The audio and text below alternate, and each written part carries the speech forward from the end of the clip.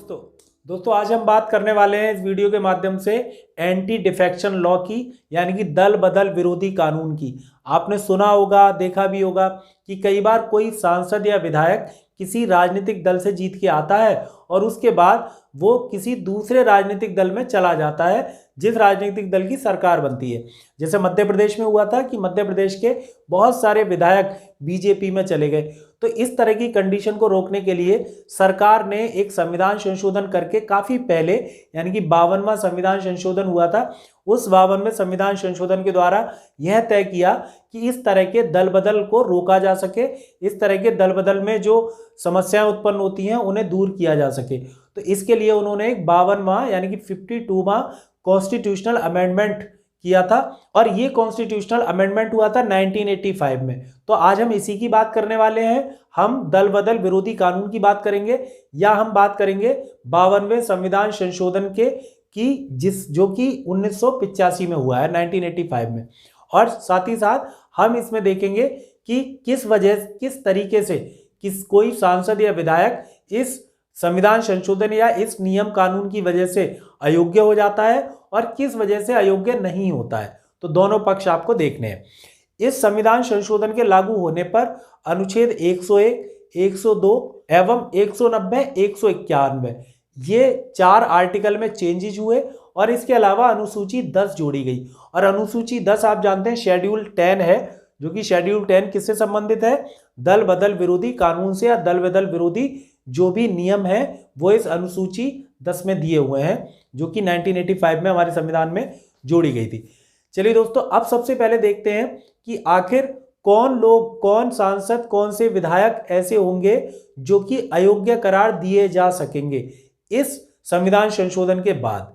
तो आप स्क्रीन पे देखिए, सबसे पहला आप देख रहे हैं स्क्रीन पर, राजनीतिक दल का सदस्य अयोग्य होगा यदि वह किसी भी राजनीतिक दल का सदस्य अयोग्य होगा यदि वह स्वेच्छा से ऐसे राजनीतिक दल की सदस्यता छोड़ देता है या दल के निर्देशों के विपरीत सदन में मत देता है एवं दल ने 15 दिन के भीतर क्षमा ना कर दिया हो। तो देखो, इसमें एक ही लाइन में ना कई सारी बातें जोड़ दी गई हैं। तो आप ऐसे बोल सकते हो कि भाई या तो किसी राजनीतिक दल का सदस्य है और उसने किसी दूसरे राजनीतिक दल का सदस्य वो हो गया है जब वो जीत के आया है उसके बाद, पहली बात। दूसरी बात कि उसने अपने राजनीतिक दल की जो विहिप है या जो नियम कानून है या जो भी गाइडलाइन है उसका अगर पालन नहीं किया है, और अगर पालन नहीं किया और उस राजनीतिक दल ने उसे क्या किया है, उस राजनीतिक दल ने उसे सजा सुना दी है, तो और 15 दिन के अंदर उस राजनीतिक दल ने उसे माफ नहीं किया है, तो ये कंडीशन के आधार पर क्या होगा कि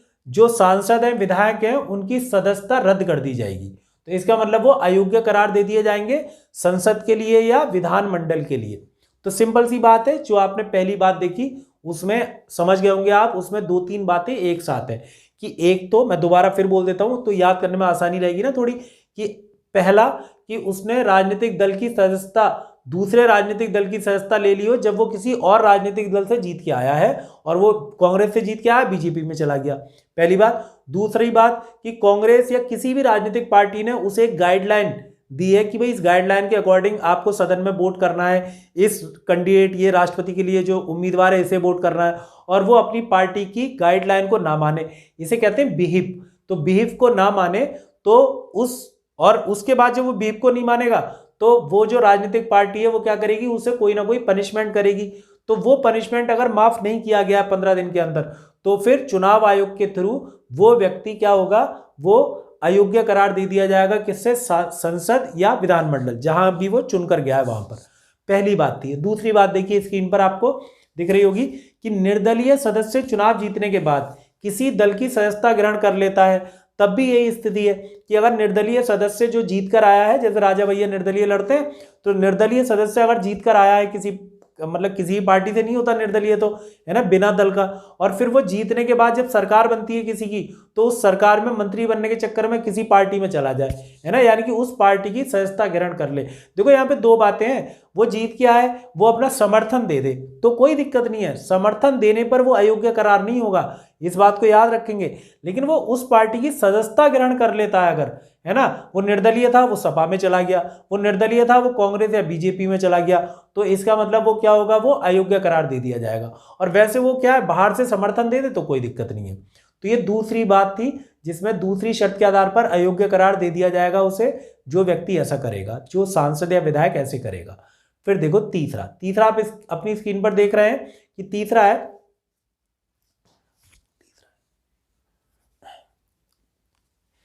किसी सदन का नाम निर्देशित सदस्य सदन में अपना स्थान ग्रहण करने के बाद किसी राजनीतिक दल की सदस्यता ग्रहण कर लेता है, तो इसका मतलब वो क्या हो जाएगा, वो अयोग्य हो जाएगा। तो हमने जो 3 पॉइंट देखे हैं उन तीनों पॉइंट्स में अयोग्यता का निर्धारण किया जा रहा है कि किस प्रकार से कोई व्यक्ति सदस्यता उसे छोड़नी पड़ेगी, यानी कि वो सांसद या विधायक नहीं रहेगा।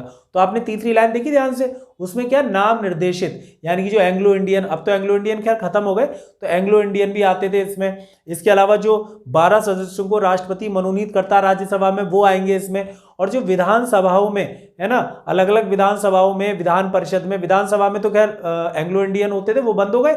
विधान परिषद में जो राज्यपाल 1/6 सदस्यों को मनोनीत करता है, वो इस लाइन के अंतर्गत आएंगे।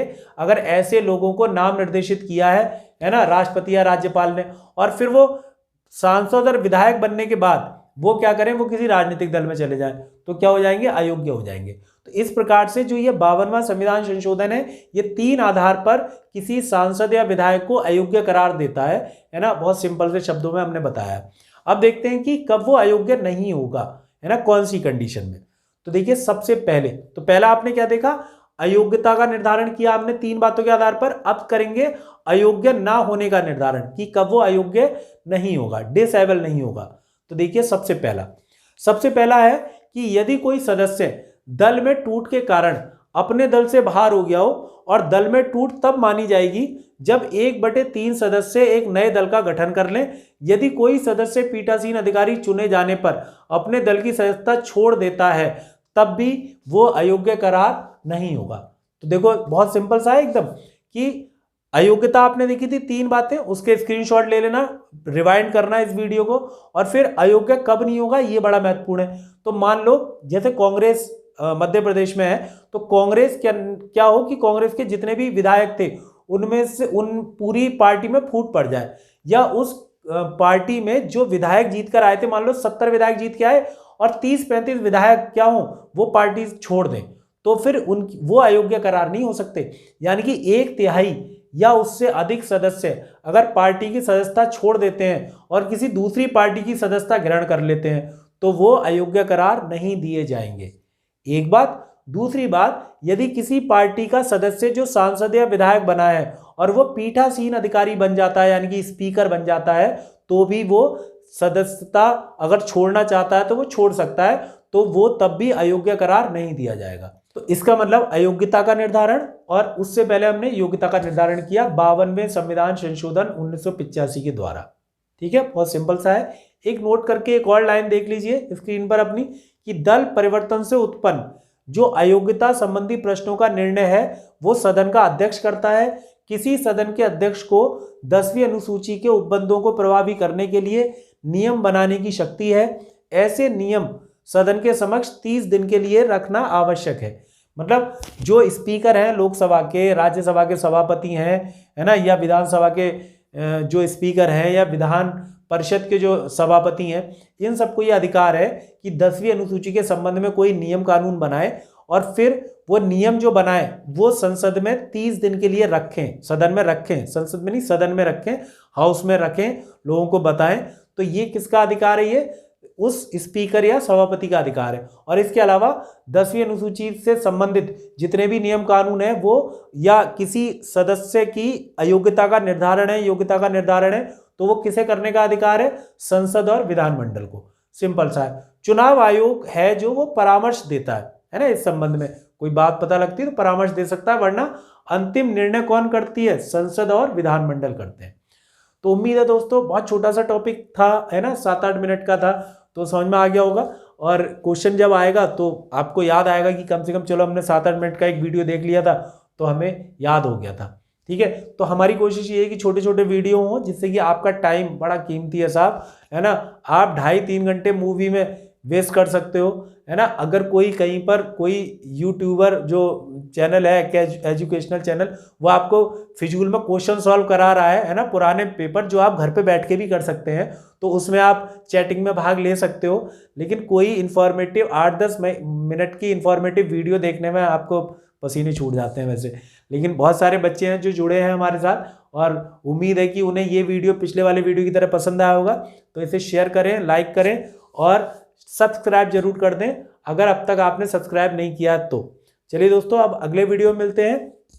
जय हिंद।